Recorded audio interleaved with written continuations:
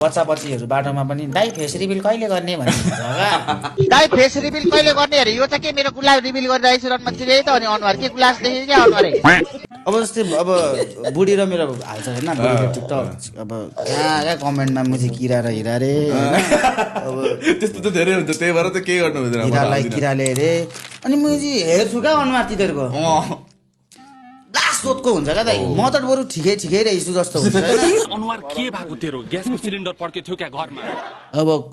आमाले चुरोट खान नदिएर चुरोटको पैसा अब चुरोट किन्ने पैसा नदिएर फ्रस्टु भएर आएको हुन्छ कि कोही गर्लफ्रेन्डले बिहेपछि मात्र भनेर बिचकेर आएको होइन